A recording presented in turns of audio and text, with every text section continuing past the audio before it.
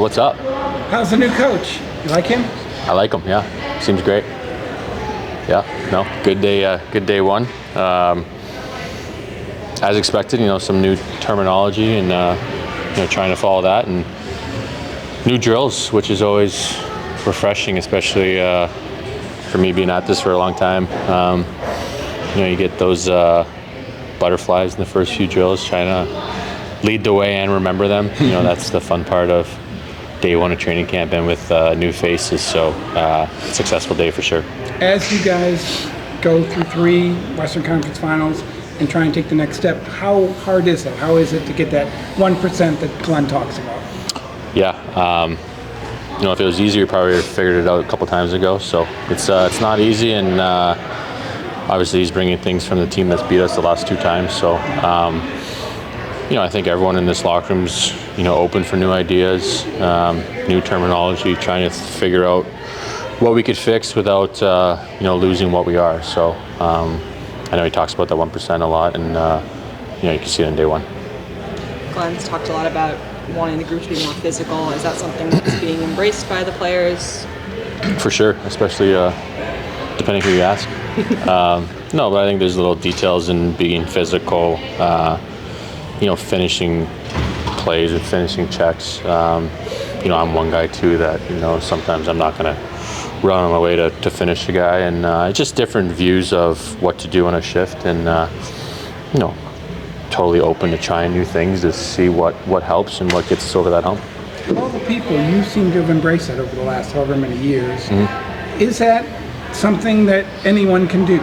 Because you were a high-skilled player who did different things, and then as the injuries came, it seems like you are really good at killing penalties now, or battling for pucks, things that you maybe didn't do 8 years ago. Yeah, but I'll be honest, it wasn't just an easy switch overnight, right? Like, it takes time, it takes months or even a year.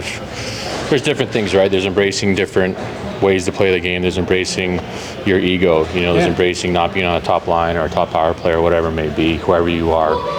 It's embracing that a good hockey team is taking pride in playing 15 minutes or 12 or hopefully 17, playing those minutes but being effective, because the good teams are, 4-line teams. The 2 teams in the finals every year, you can say what you want about, Edmonton with Connor and Leon, but they're a deep team still.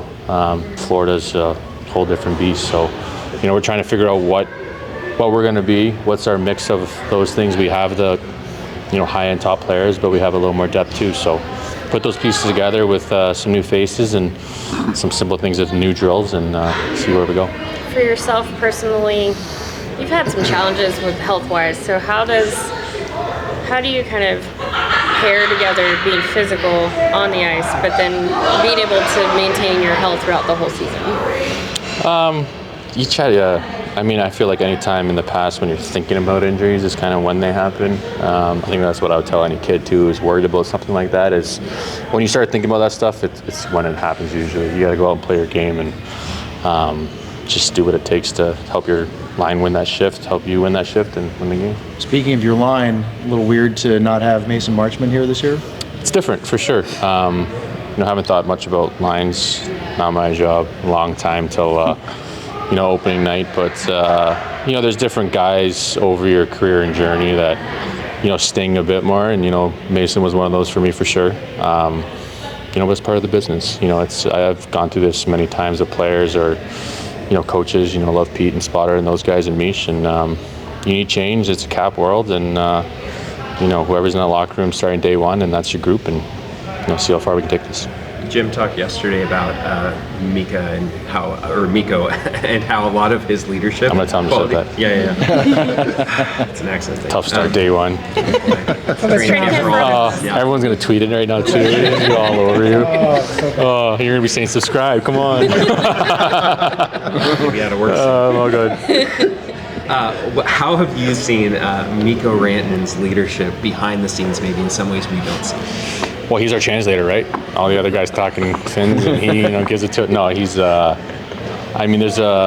get to see guys like that a few times in your career, not often, but you get to see now behind the doors of what he's like and how hard he works and what he can do in the gym, and just really his work ethic. You know, he's a leader and all those things. If you're a kid, just kind of watch Mikko throughout his 6 hours at the rink, and you know, you see why he's a 100+ point player pretty much every year. How much difference do you think it makes? I mean, he obviously was with 3 different teams last year. He got a chance with you last year, but how much first start with him?